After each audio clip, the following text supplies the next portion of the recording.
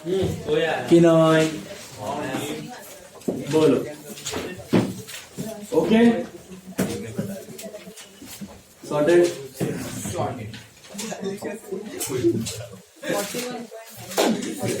चलिए new variety.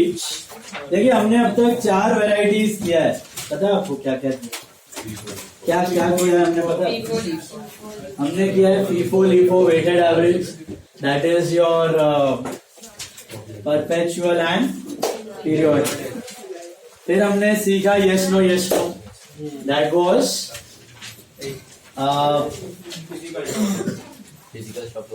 Physical stock to ownership stock. आपकी stock taking date आगे पीछे चली जाती है और ओनरशिप स्टॉक ढूंढना है आपको ईयर एंड, है ना?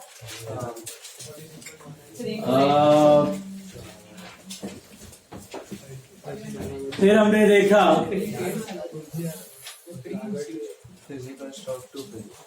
Physical stock to physical stock. We saw that. So physical stock से फिजिकल स्टॉक पे जाना हो तो क्या अप्रोच होगा? वो यस नो वाला तो नहीं चलेगा। उसके बाद you have to just look at that window of 2 dates. 2 dates के बीच में माल आया कि गया, आया तो ऐड और गया तो सब्ट्रैक्ट, करेक्ट? एंड उसके बाद हमने देखा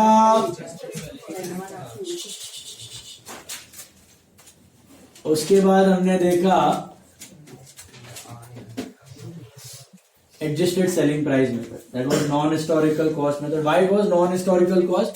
क्योंकि हिस्टोरिकल कॉस्ट की मदद से हमने ये काम नहीं किया। हमने किसकी मदद से किया? सेलिंग प्राइस की मदद से किया। First found out the selling price, then subtracted the margins to arrive at the gross profit, arrive at the closing stock. Margins कैसे मिल रहे थे? What was the formula for GP? GP upon net sales नहीं, GP upon net sales plus closing stock into yes. ये 4 methods हमने किए थे। सही बात। अभी 2 और हमारे बाकी हैं। उसमें सबसे पहले I will explain it to you along with the problem. See sum number 11 sum देखो। सम नंबर 11 सम में देखो क्या दिया है। From the following particulars, ascertain the value of inventories as on 31st March 2017. मिला? अभी सभी क्वेश्चंस में आप देखोगे ना, आपको स्टॉक ही ढूंढना है। FIFO LIFO से भी हमने स्टॉक का कॉस्ट ढूंढा था। ओके, यस नो करके भी ओनरशिप स्टॉक ही ढूंढा था। फिजिकल में भी फिजिकल स्टॉक ही ढूंढा था। असर्टेन एडजस्टेड सेलिंग प्राइस में भी स्टॉक ही ढूंढा था। इसमें भी स्टॉक ही ढूंढना है। देखो ध्यान से। From the following particulars, ascertain the value of inventories as on 31st March 2017. Can you see that? मिला? हेलो। अभी inventory as on 1/4/2016. Inventory as on 1/4/2016 is 1,42,500. You got that? लो ध्यान दो। Inventory as on 1/4/2016 is 1,42,500 and purchases are 7,62,500. मिला? Manufacturing expenses are 1,50,000. Selling expenses are 60,500. Administrative expenses 30,000. Financial charges 21,500 and sales are 12,45,000. अब मैं सिर्फ आपको इतना सा डेटा दे दूं, हाँ, इतना सा डेटा दे दूं और एकदम लास्ट लाइन पढ़ो। Gross profit earn during the year was 45% of sales. Can you see that? तो क्या ये डिटेल से आप मुझे क्लोजिंग स्टॉक ढूंढ के बता सकते हो? अच्छा चलो, क्या ये डिटेल से ट्रेडिंग अकाउंट बन सकता है? कैसे बनाओ? क्या डालोगे?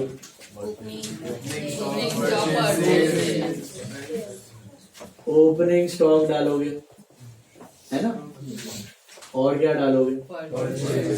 और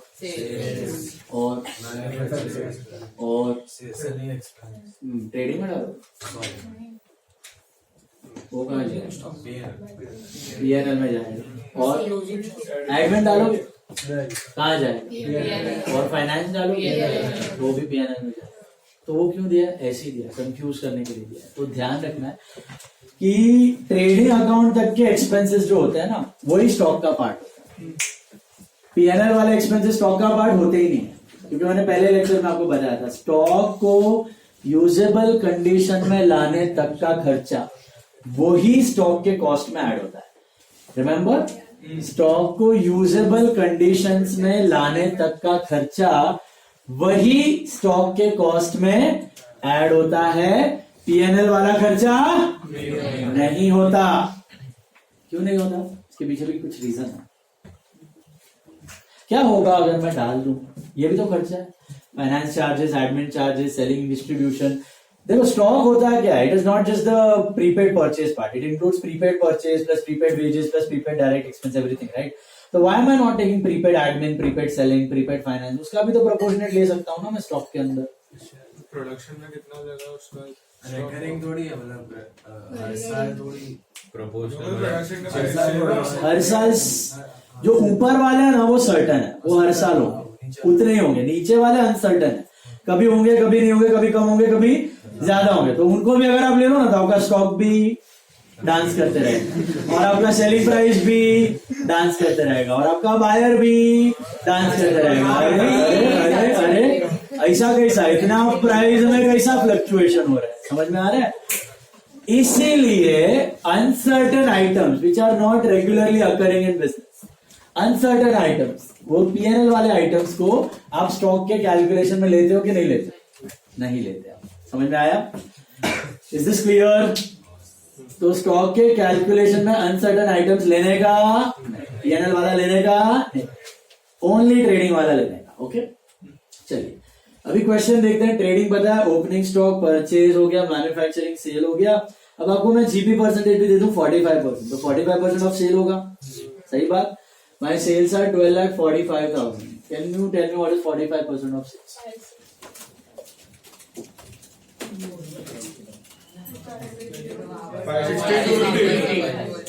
560 to 50. 560 to 50. 250. 560,250 बराबर से। अच्छा ये भी पता है, मेरे को पता है ओपनिंग स्टॉक 142,500, 762,500, 150,000। तो मेरे को क्लोजिंग स्टॉक मिल जाता ना? कैसे मिलता? Debit minus credit. काम हो गया आपका। Debit minus credit, you got the closing stock. Simple. अगर डायरेक्टली डेटा दिया होता तो मैं तो आराम से क्लोजिंग स्टॉक ढूंढ लेता, बट आगे देखो क्या दिया। At the time of valuing inventory as on 31st March 16. Now what is the current year? If you check on top, find out the particular asset in the value of inventory as on 31st March 17. तो अपना current year है 31st March 17. और data में पढ़ो क्या दिया। At the time of valuing the inventory on 31st March 16, a sum of 17,500. 16 मतलब कौन सा by the way? तो ये ओपनिंग स्टॉक की बात चल रही है, मतलब लास्ट ईयर का closing stock. A sum of 17,500 was written off on a particular item which was originally purchased for 50,000 and was sold during the year for 45,000. तो आपका एक आइटम था जो ऐसा था स्टॉक के अंदर, एक आइटम जिसपे 17,500 आपने राइट ऑफ किए हुए थे, 17,500 आपने राइट ऑफ किया हुआ था, which was originally purchased for 50,000. मतलब ये जो स्टॉक है ना, ये लास्ट ईयर का क्लोजिंग होगा। सही बात। ये स्टॉक वैल्यू करते वक्त एक ऐसा आइटम था जिसपे आपने 17,000 क्या किया पता है? राइट ऑफ किया हुआ है। आपने 17,000 राइट ऑफ किया हुआ है, 17,500 राइट ऑफ किया हुआ है, which was originally purchased for 50,000. It means उस आइटम का कॉस्ट 50 था और उसका NRV 32,500 था। हाउ? हाँ, तो जब आप स्टॉक वैल्यू करते हो तो किस पे करते हो? कॉस्ट और NRV, whichever is less। तो बाकी सारा स्टॉक आपने कॉस्ट पे किया था, लेकिन एक आइटम ऐसी थी जिसपे 17,500 आपको राइट ऑफ करना पड़ा क्योंकि उसका भाव कम हो चुका था, स्पॉइल हो चुका था, पुराना हो चुका था, जो बिकने वाला नहीं था। वो कितने का था? 50,000 का था। उसपे 17.5 आपने राइट ऑफ कर दिया, तो बचा कितना?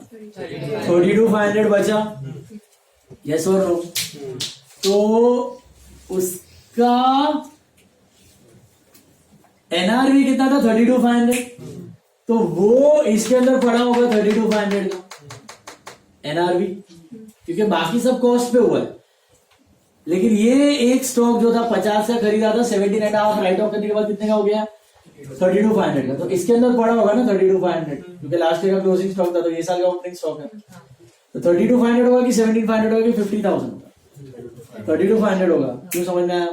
वैसे किस पे करना था? 50 पे, लेकिन एनआरवी कम था तो हमने किस पे किया होगा? एनआरवी पे किया होगा। तो इसके अंदर 32,500 पड़ा है। Okay, which was sold during the year for 45,000। तो मतलब ये जो 32,500 का स्टॉक है ना, इस साल आपने बेच दिया। और कितने में बेचा? 45 में बेचा। और वो 45,000 में सेल किया, तो 45 किसके अंदर पड़ा होगा? सेल्स के अंदर पड़ा होगा, इसके अंदर पड़ा होगा। सही बात। तो 32,500 का स्टॉक आपने 45 में बेचा है। ओके, उसके आगे पढ़ो। Barring the transaction relating to this item, the gross profit earned was 45% on sales. Barring the transaction of this item, the gross profit was 45%. What does this conclude? Excluding this item, मतलब क्या ये item 45% margin पे बिका है? आप check कर लो ना, 45,000 का 45% कितना होता है? और माइनस करके देखो, उसमें से आता है 32,500, कुछ और ही आता है। मतलब बारिंग दिस ट्रांजैक्शन, मतलब ये ट्रांजैक्शन को छोड़ के बाकी सब माल क्या प्रॉफिट पे बिका? याद है हमने अब नॉर्मल सेल हटाए थे, अलग अलग किए थे। यहाँ पर भी वही फंड है। यहाँ पर क्या बोल रहे हैं कि एक आइटम 32,500 का वो 45 में बिका है, उसको छोड़ के बाकी सारे आइटम 45% जीपी में बिके हुए हैं। तो ऐसे प्रॉब्लम को अप्रोच कैसे करो आप?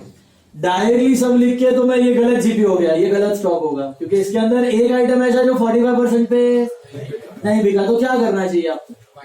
उसको हटा दो, वो आइटम को ही हटा दो। तो यहां से मैं 32,500 हटा दूंगा, तो मेरा ये क्या हो जाएगा? ओपनिंग 1,10,000 हो जाएगा। और यहां से मैं उसका सेल हटा दूंगा, तो 12 लाख हो गया, है कि नहीं? समझ में आया क्या किया? यहां से 32,500 हटाया, यहां से 45 हटा दिया। अब नॉर्मल को रखा ही नहीं मैंने, सही। अब नॉर्मल को बाजू में कर दिया। ये सब नॉर्मल है, ये normal purchase, normal opening stock, normal manufacturing. अब नॉर्मल था ही नहीं, इमेजिन करो, निकाल ही दो उसको, जाने दो। तो ये सब नॉर्मल है। अब आप ढूंढ सकते हो GP. What is GP? You know 5,40,000 कैसे मिला आपको पता है? इसका 45%, इसका 45% इज जीपी ना। Hello, COGS plus GP is equal to sales. तो COGS पे कुछ प्रॉफिट ऐड किया तो सेल मिला, तो ऑन सेल्स है प्रॉफिट। यहाँ पे 55 प्लस 45 इज इक्वल टू, तो profit is 45% on selling price, that's your GP. Now can you get your closing? 2,27,000। That's your answer. Finish. करना यही था सब में पूरे। जो अब नॉर्मल आइटम है उसको क्या करना था? हटा देना था। लेकिन कुछ तो क्या है? क्या ये सही जीपी है? नहीं है ना? क्यों सही जीपी नहीं है?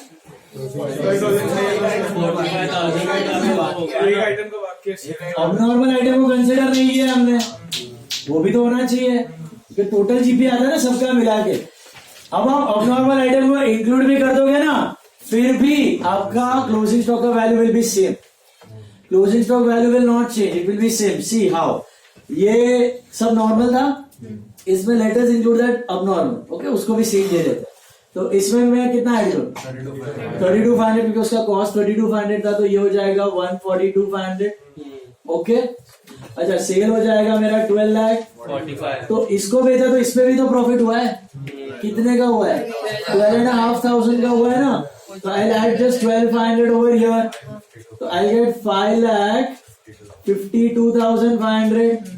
अब चेक करो, closing stock will not be affected. What you did, इधर 32,500, इधर 12,500, इधर 45, डेबिट में भी उतना डाला, क्रेडिट में भी उतना डाला, इट गेट्स। तो लेकिन पहले निकाला क्यों फिर? हाँ, नॉर्मल जीपी ढूंढने के लिए पहले निकाला क्यों? नॉर्मल जीपी ढूंढने के लिए। तो अगर कुछ अबनॉर्मल आइटम इंक्लूडेड है आपके स्टॉक या सेल्स के अंदर, तो उसको क्या करो? निकाल दो। उसको क्या करो?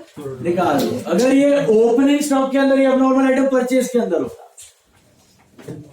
तो परचेज से निकाल देता। सेल्स में पड़ा है, सेल्स से हटा दो, जहां पड़ा है वहां से हटा दो, नॉर्मल प्रॉफिट ढूंढो और फिर अब नॉर्मल को सारे वापस इंक्लूड कर दो। उससे आपका स्टॉक तो फर्क पड़ने वाला है, क्योंकि वो गुड स्टॉक में है क्या? अब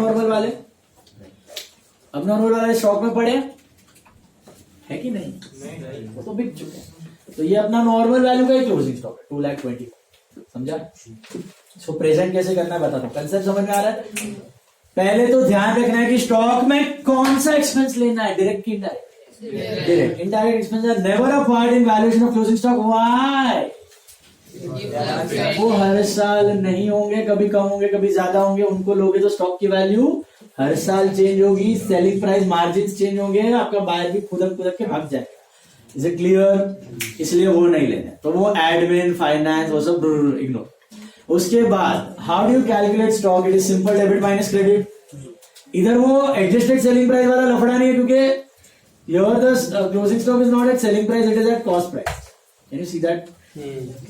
Here it is at cost price, no lafda. You could have done straight debit minus credit.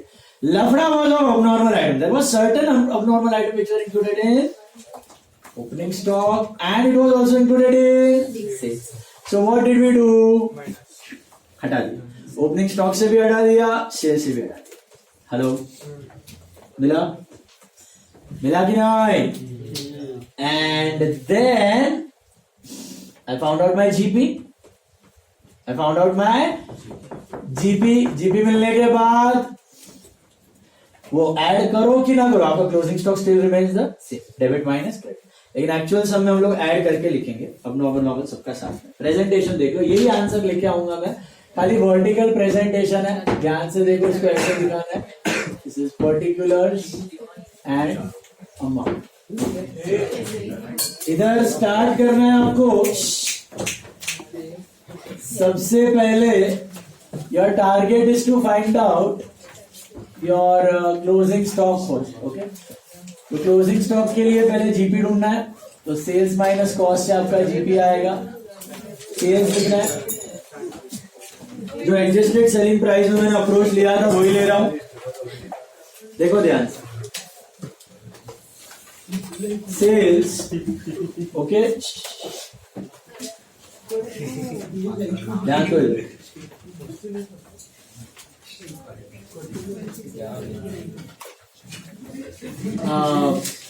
sales, I take total which is 12,45,000. This is normal plus abnormal. Okay, sales, this is normal plus abnormal. Board पे देखो अभी।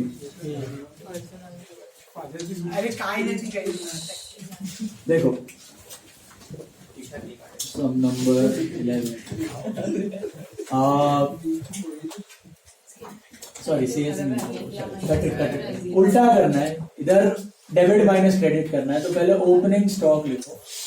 Opening stock, you have to go debit minus credit. Adjusted selling price में sales से जाना। यहाँ पे opening stock लिखो। Opening stock आपका होगा 1,42,500, जो वैल्यू थी है वही। ओपनिंग स्टॉक इज 142,500 मिला, प्लस परचेजेस आर 762,500। पूरा परचेज नॉर्मल अब नॉर्मल दोनों ले लो, प्लस मैन्युफैक्चरिंग एक्सपेंसेस आर 15,000, मतलब 15, plus gross profit, plus gross profit. अब ये ग्रॉस प्रॉफिट ढूंढने के लिए ना छोटा सा नोट बनाना है आपको।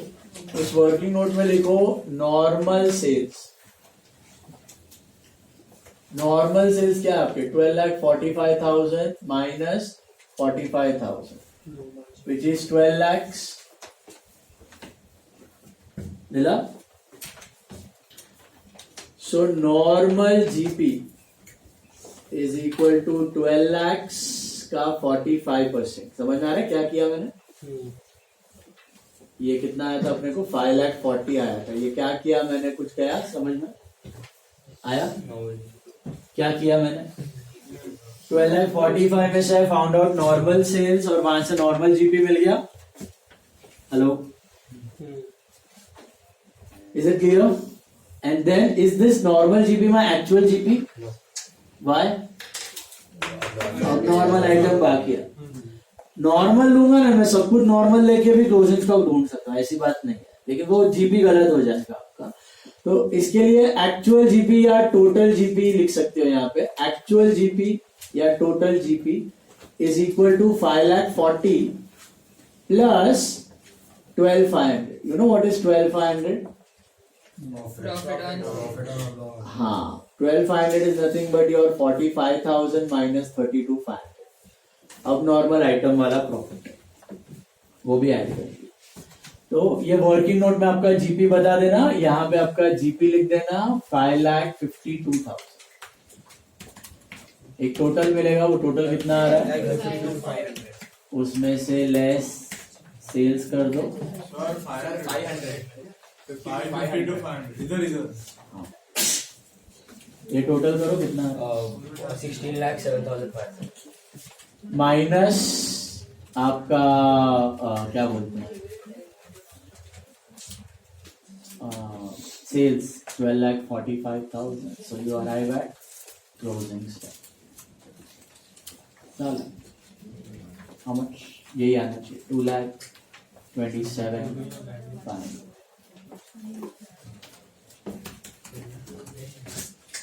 સર અહીંયા પણ નથી 360,500 આવે છે. ડેબિટ क्या? ક્રેડિટ રો अरे सर हमने 15,000 લીધું ને. ये 1.5 लाख था, तो आपने क्या लिया था? हमने 15,000 लिया था, इसलिए हाँ, तो वो 360,500 हो जाएगा. तो इधर भी यही है. 15 ले लिया था क्या? आंसर तो सेम ही आएगा. जो उधर ट्रेडिंग में आ रहा है वही आएगा. अभी ट्रेडिंग वाला करके देख लो ना, ट्रेडिंग वाला करके देख लो. विदाउट अबनॉर्मल लो कि with abnormal low, answer closing stock का सेम आएगा. समझा क्यों?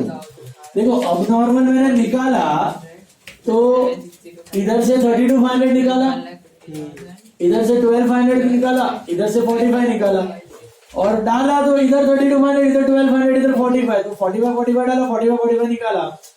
Closing stock will be unchanged.